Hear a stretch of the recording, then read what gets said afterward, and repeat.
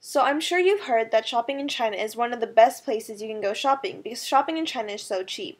So today I just wanted to talk about and give a couple tips about shopping in China.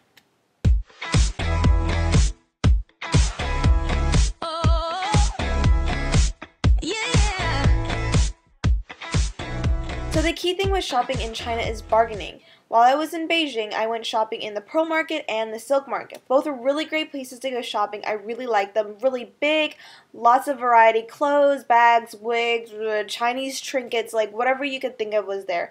And it was a really great place to go get gifts for cheap but good quality. So the thing about that is, when you initially go and ask for the price, you're going to hear this price that you might be a little bit shocked at. You're going to see this dress that you think is $20 and they're going to say it's $100.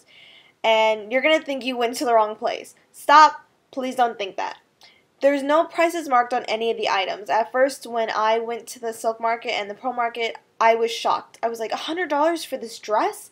Where is this market everyone keeps talking about? Like, they said you could buy stuff cheap in China. Where is those places?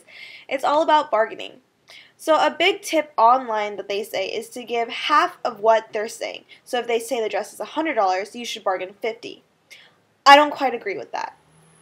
The dress, for example, let's say you look at the dress and you're like, this dress isn't worth more than $20 max.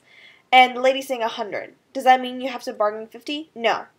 My advice to you is to bargain half of your max amount. So if the max I'd be willing to pay for this dress is $20, say $10. If you're feeling risky and confident, go for $5.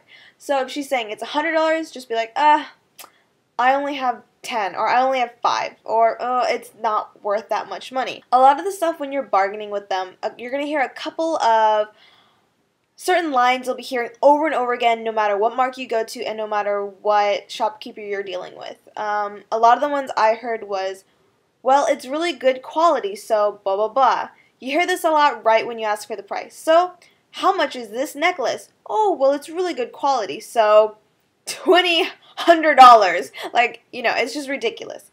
Number 2 is, oh, you're so beautiful, so I want to give you a low price. They want to be friends with you. They want to get friendly. They want you to feel like you have to help them out by giving them a little bit extra cash to get by. Don't be fooled. They say this to everyone. Third, what's your best price? They want you to give them your best price initially so they can up you a little bit more. So if initially she was like 100 and I say, oh, that's too much, and she says, what is your best price? And I say 20, which is my max. She's going to go, oh, a little bit more, 25. So don't be fooled by that. Just say your best price is 5. And then if she's like, no, no, no, what's your best price? Be like, oh, my max is 20. Can't do more than 20. That's what you got to do. Number 4 is probably something like, oh, I can't make money off of that. If I sell it for you that price, I make no money, blah, blah. Don't be fooled by that. If they still want the sale, they're not going to keep negotiating with you. If they think the max price they can get for it is 20, they're going to give you 20 right off the bat to make money. Don't be fooled by that line. All of them say it. So for my personal experience, certain lines worked better than others. So I went shopping for about 3 hours in one market and 2 hours in the other. So I learned a couple of tricks while I was there. And of course, I had my friend with me. So we had sort of a tag team. So it's better definitely if you can go with another friend or 3 friends. Because, sometimes you just need that push, that support from other people that are like, hey, no, come on, let's go to the next store, blah, blah, blah. So a lot of the things I did was I said, I'm, of course, an English teacher, but when they asked what I did, I said, oh, I'm a student, I'm very poor, all my money is going to tuition, stuff like that, and obviously I look like a student. So, if you're a little bit older, maybe you're like, oh, I'm in China looking for a job, or something like that. So don't say, like, I'm a CEO of a business. Like, obviously they're gonna know or think that they can get more money off of you.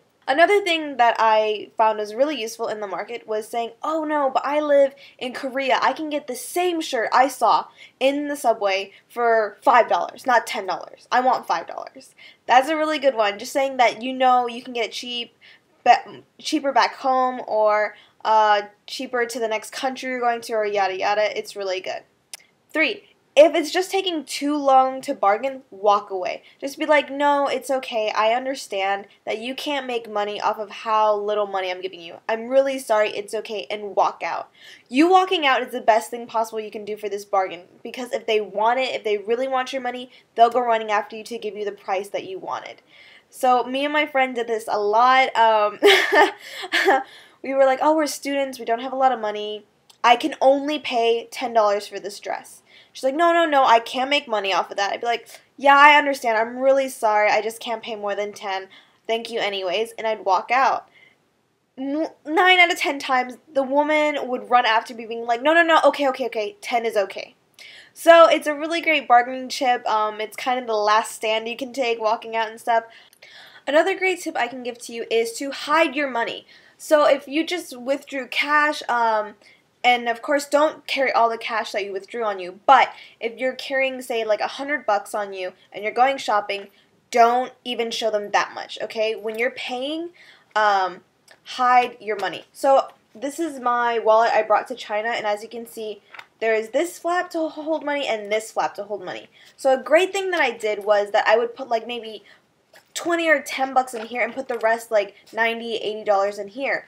So when I was bargaining with them and they're like, oh, no, 20. I was like, okay, well, let me see how much I have. And I'd look, I'm like, oh, I only have 10 though. Like, that's all I have. And if they asked me, oh, well, there's an ATM, you can take out more money or something like that, I'd be like, oh, but I'm leaving tomorrow, or, oh, my card's broken, like, something like that. So, I mean, hiding your money is a really great way to help yourself bargain. So the next thing I really recommend is downloading a currency app. So this is the one I have on my phone. I just Google or app searched currency and I got this one. So I just really recommend downloading a currency app to your phone or iPad or whatever you kids are using these days. But I just think it's really great because, you know, sometimes it's really hard to think in another currency and to bargain in that currency. So, you know, just having this app so you can think in the money you're used to, and it also gives you a little bit of time to think about how much you're willing to pay. So if they're like, oh, it's 700 yen, you're like, oh, 700. So it gives you a little bit of thinking time, and it gives you a little bit more of an advantage to think about how much this is really costing you. So the last thing I want to talk about is the store workers. A lot of the time, if you bargain really hard, you get a really good deal. A lot of the times, the store workers will get really upset. So you buy something and then they're packing for it, they're like, here, you know. And I know this might be like a damper on your shopping and your mood and stuff, but don't feel bad. If they couldn't make money off of the sale, they wouldn't make it, you know. If this phone was literally $10 to make and they sold it for $9, you know, or they were trying to bargain for $9, they wouldn't sell it to you if they couldn't make at least a little bit of money off of it. So, I mean, if they get upset, don't worry about it too much, you know. They're going to move on to the next customer, and, you know, you have a really great day ahead of you of more shopping. So don't let it get you down. It's normal. And that's all the shopping tips I got for you today. I hope you have a really good time shopping in China. This is the Traveling Kimchi. Bye!